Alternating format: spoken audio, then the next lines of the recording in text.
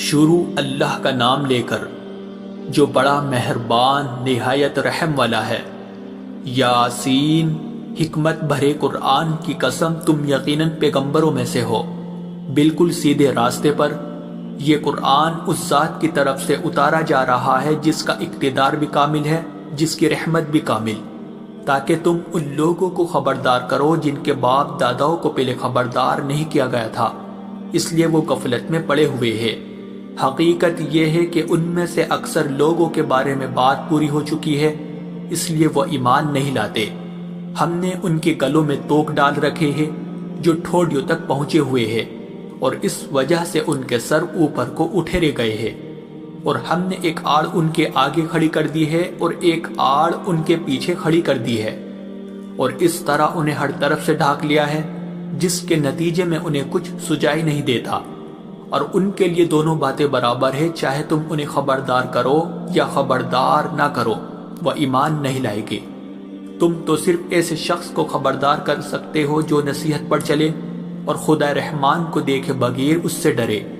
چنانچہ ایسے شخص کو تم مغفرت اور باعزت اجر کی خوشخبری سنا دو۔ یقیناً ہم ہی مردوں کو زندہ کریں گے، اور جو کچھ عمل انہوں نے آگے بھیجے ہیں ہم ان کو بھی لکھتے جاتے ہیں، اور ان کے کاموں کی جو اثرات ہیں ان کو بھی، اور ہم نے ایک واضح کتاب میں ہر چیز کا احاطہ کر رکھا ہے۔ اور اے پیغمبر، تم ان کے سامنے ایک بستی والوں کی مثال پیش کرو جب ان کے پاس رسول آئے تھے۔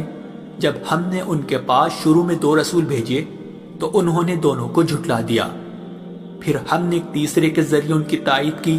اور ان سب نے کہا کہ یقین جانو ہمیں تمہارے پاس رسول بنا کر بھیجا گیا ہے۔ انہوں نے کہا تمہاری حقیقت اس کے سوا کچھ بھی نہیں ہے کہ تم ہم جیسے ہی آدمی ہو، اور خدا رحمان نے کوئی چیز نازل نہیں کی ہے، اور تم سراسر جھوٹ بول رہے ہو۔ ان رسولوں نے کہا ہمارا پروردگار خوب جانتا ہے کہ ہمیں واقعی تمہارے پاس رسول بنا کر بھیجا گیا ہے، اور ہماری ذمہ داری اس سے زیادہ نہیں ہے کہ صاف صاف پیغام پہنچا دے۔ بستی والوں نے کہا ہم نے تو تمہارے اندر نحوست محسوس کی ہے، یقین جانو اگر تم باز نہ آئے تو ہم تم پر پتھر برسائے گی اور ہمارے ہاتھوں تمہیں بڑی دردناک سزا ملے گی۔ رسولوں نے کہا تمہاری نحوست خود تمہارے ساتھ لگی ہوئی ہے، کیا یہ باتیں اس لیے کر رہے ہو کہ تمہیں نصیحت کی بات پہنچائی گئی ہے؟ اصل بات یہ ہے کہ تم خود حد سے گزرے ہوئے لوگ ہو۔ اور شہر کے پلے علاقے سے ایک شخص دوڑتا ہوا آیا، اس نے کہا اے میری قوم کے لوگوں، ان رسولوں کا کہنا مان لو، ان لوگوں کا کہنا مان لو جو تم سے کوئی اجرت نہیں مانگ رہے اور وہ صحیح راستے پر ہے، اور بھلا میں اس ذات کی عبادت کیوں نہ کروں جس نے مجھے پیدا کیا ہے، اور اسی کی طرف تم سب کو واپس بھیجا جائے گا۔ بھلا کیا اسے چھوڑ کر میں ایسوں کو معبود مانوں کہ اگر خدا رحمان مجھے کوئی نقصان پہنچانے کا ارادہ کر لے تو ان کی سفارش میرے کسی کام نہ آئے، اور نہ وہ مجھے چھڑا سکے۔ اگر میں ایسا کروں گا تو یقیناً میں کھلی گمراہی میں مبتلا ہو جاؤں گا۔ میں تو اپنے پروردگار پر ایمان لا چکا، اب تم بھی میری بات سن لو۔ آخر کار بستی والوں نے اسے قتل کر دیا، اور اللہ کی طرف سے اس سے کہا گیا کہ جنت میں داخل ہو جاؤ۔ اس نے جنت کی نعمتیں دیکھ کر کہا کہ کاش میری قوم کو معلوم ہو جائے کہ اللہ نے کس طرح میری بخشش کی ہے اور مجھے باعزت لوگوں میں شامل کیا ہے۔ اور اس شخص کے بعد ہم نے اس کی قوم پر آسمان سے کوئی لشکر نہیں اتارا، اور نہ ہمیں اتارنے کی ضرورت تھی، وہ تو بس ایک ہی چنگھاڑ تھی جس سے وہ ایک دم بجھ کر رہ گئے۔ افسوس ہے ایسے بندوں کے حال پر، ان کے پاس کوئی رسول ایسا نہیں آیا جس کا وہ مذاق نہ اڑاتے رہے ہو۔ کیا انہوں نے نہیں دیکھا کہ ان سے پہلے ہم نے کتنی قوموں کو اس طرح ہلاک کر چکے ہیں کہ وہ ان کے پاس لوٹ کر نہیں آتے، اور یہ جتنے لوگ ہیں ان سبھی کو اکٹھا کر کے ہمارے سامنے حاضر کیا جائے گا، اور ان کے لیے ایک نشانی وہ زمین ہے جو مردہ پڑی ہوئی تھی، ہم نے اسے زندگی عطا کی، اور اس نے غلہ نکالا جس کی خوراک یہ کھاتے ہیں، اور ہم نے اس زمین میں کھجوروں اور انگوروں کے باغ پیدا کیے، اور ایسا انتظام کیا کہ اس میں سے پانی کے چشمے پھوٹ نکلے تاکہ یہ اس کی پیداوار میں سے کھائے، حالانکہ اس کو ان کے ہاتھوں نے نہیں بنایا تھا۔ کیا پھر بھی یہ شکر نہیں کریں گے؟ پاک ہے وہ ذات جس نے ہر چیز کے جوڑے جوڑے پیدا کیے ہیں، اس پیداوار کے بھی جو زمین اگاتی ہے اور خود ان انسانوں کے بھی اور ان چیزوں کے بھی جنہیں یہ لوگ ابھی جانتے تک نہیں ہیں، اور ان کے لیے ایک اور نشانی رات ہے، ہم اس پر سے دن کا چھلکا اتار لیتے ہیں تو وہ یکایک اندھیرے میں رہ جاتے ہیں اور سورج اپنے ٹھکانے کی طرف چلا جا رہا ہے۔ یہ سب اس ذات کا مقرر کیا ہوا نظام ہے جس کا اقتدار بھی کامل ہے، جس کا علم بھی کامل، اور چاند ہے کہ ہم نے اس کی منزل تاب تول کر مقرر کر دی ہے، یہاں تک کہ وہ جب ان منزلوں کے دورے سے لوٹ کر آتا ہے تو کھجور کی پرانی ٹہنی کی طرح پتلا ہو کر رہ جاتا ہے۔ نہ تو سورج کی مجال ہے کہ وہ چاند کو جا پکڑے اور نہ رات دن سے آگے نکل سکتی ہے، اور یہ سب اپنے اپنے مدار، اور ان کے لیے ایک اور نشان یہ ہے کہ ہم نے ان کی اولاد کو بھری ہوئی کشتی میں سوار کیا، اور ہم نے ان کے لیے اسی جیسی اور چیزیں بھی پیدا کی جن پر یہ سواری کرتے ہیں، اور اگر ہم چاہیں تو انہیں غرق کر ڈالے، جس کے بعد نہ تو کوئی ان کی فریاد کو پہنچے اور نہ ان کی جان بچائی جا سکے۔ لیکن یہ سب ہماری طرف سے ایک رحمت ہے اور ایک معین وقت تک زندگی کا مزہ اٹھانے کا موقع ہے جو انہیں دیا جا رہا ہے۔ اور جب ان سے کہا جاتا ہے کہ بچو اس عذاب سے جو تمہارے سامنے ہے اور جو تمہارے مرنے کے بعد آئے گا تاکہ تم پر رحم کیا جائے، تو وہ ذرا کان نہیں دھرتے، اور ان کے پروردگار کی نشانیوں میں سے کوئی نشانی ایسی نہیں آتی جس سے وہ منہ نہ موڑ لیتے ہو۔ اور جب ان سے کہا جاتا ہے کہ اللہ نے تمہیں جو رزق دیا ہے اس میں سے غریبوں پر بھی خرچ کرو، تو یہ کافی لوگ مسلمانوں سے کہتے ہیں کہ کیا ہم ان لوگوں کو کھانا کھلائے جنہیں اگر اللہ چاہتا تو خود کھلا دیتا؟ مسلمانوں، تمہاری حقیقت اس کے سوا کچھ بھی نہیں کہ تم کھلی گمراہی میں پڑے ہوئے ہو، اور کہتے ہیں کہ یہ قیامت کا وعدہ کب پورا ہوگا؟ مسلمانوں بتاؤ اگر تم سچے ہو۔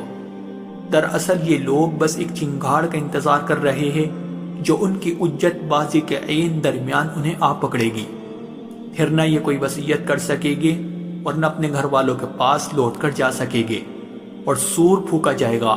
تو یکایک اپنی قبروں سے نکل کر اپنے پروردگار کی طرف تیزی سے روانہ ہو جائے گے، کہے گے کہ ہائے ہماری کم بختی، ہمیں کس نے ہمارے مرکز سے اٹھا کھڑا کیا ہے؟ جواب ملے گا کہ یہ وہی چیز ہے جس کا خدا رحمان نے وعدہ کیا تھا اور پیغمبروں نے سچی بات کہی تھی، اور کچھ نہیں بس ایک زور کی آواز ہوگی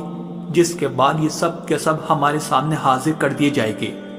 چنانچہ اس دن کسی شخص پر کوئی ظلم نہیں ہوگا اور تمہیں کسی اور چیز کا نہیں،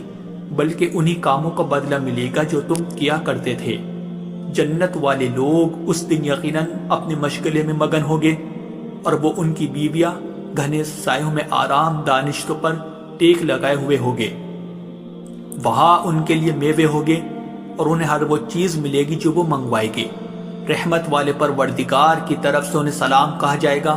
اور کافروں سے کہا جائے گا کہ اے مجرموں، آج تم مومنوں سے الگ ہو جاؤ۔ اے آدم کے بیٹو، کیا میں نے تمہیں یہ تاکید نہیں کر دی تھی کہ تم شیطان کی عبادت نہ کرنا، وہ تمہارا کھلا دشمن ہے، اور یہ کہ تم میری عبادت کرنا، یہی سیدھا راستہ ہے۔ اور حقیقت یہ ہے کہ شیطان نے تم میں سے ایک بڑی خلقت کو گمراہ کر ڈالا، تو کیا تم سمجھتے نہیں تھے؟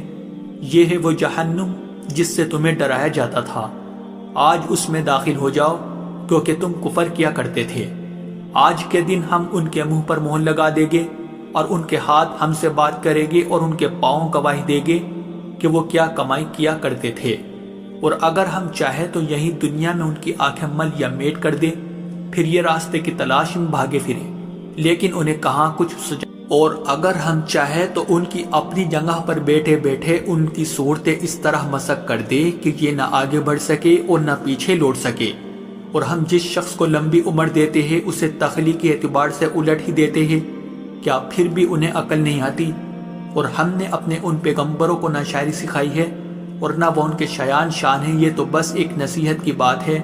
اور ایسا قرآن جو حقیقت کو کھول کھول کر بیان کرتا ہے تاکہ ہر اس شخص کو خبردار کرے جو زندہ ہو، اور تاکہ کفر کرنے والوں پر حجت پوری ہو جائے۔ اور کیا انہوں نے یہ نہیں دیکھا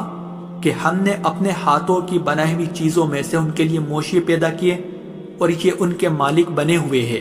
اور ہم نے ان موشیوں کو ان کے قابو میں دے دیا ہے، چنانچہ ان میں سے کچھ وہ ہے جو ان کی سواری بنے ہوئے ہیں اور کچھ وہ ہے جنہیں یہ کھاتے ہیں، نیز ان کو ان موشیوں سے اور بھی فائدہ حاصل ہوتے ہیں اور پینے کی چیزیں ملتی ہے، کیا پھر بھی یہ شکر نہیں بجا لائے گے؟ اور انہوں نے اللہ کو چھوڑ کر اس امید پر دوسرے خدا بنا رکھے ہیں کہ انہیں ان سے مدد ملے، حالانکہ ان میں یہ طاقت ہی نہیں ہے کہ ان کی مدد کر سکے، بلکہ وہ ان کے لیے ایک ایسا مخالف لشکر بنے گے جسے قیامت میں ان کے سامنے حاضر کر لیا جائے گا۔ غرض اے پیغمبر، ان کی باتیں تمہیں رنجیدہ نہ کرے۔ یقین جانو ہمیں سب معلوم ہے کہ یہ کیا کچھ چھپاتے اور کیا کچھ ظاہر کرتے ہیں۔ اور کیا انسان نے یہ نہیں دیکھا کہ ہم نے اسے نطفے سے پیدا کیا تھا، پھر اچانک وہ کھلم کھلا جھگڑا کرنے والا بن گیا۔ ہمارے بارے میں تو وہ باتیں بناتا ہے اور خود اپنی پیدائش کو بھلا بیٹھا ہے، کہتا ہے کہ ان ہڈیوں کو کون زندگی دے گا جبکہ وہ گل چکی ہوگی۔ کہہ دو کہ ان کو وہی زندگی دے گا جس نے انہیں پہلی بار پیدا کیا تھا، اور وہ پیدا کرنے کا ہر کام جانتا ہے۔ وہی ہے جس نے تمہارے لیے سرسبز درخت سے آگ پیدا کر دی ہے، پھر تم ذرا سی دیر میں اس سے سلگانے کا کام لیتے ہو۔ بھلا جس ذات نے آسمانوں اور زمین کو پیدا کیا ہے، کیا وہ اس بات پر قادر نہیں ہے کہ ان جیسوں کو دوبارہ پیدا کر سکے؟ کیوں نہیں، جبکہ وہ سب کچھ پیدا کرنے کی پوری مہرت رکھتا ہے۔ اس کا معاملہ تو یہ ہے کہ جب وہ کسی چیز کا ارادہ کر لے تو صرف اتنا کہتا ہے کہ ہو جا، بس وہ ہو جاتی ہے۔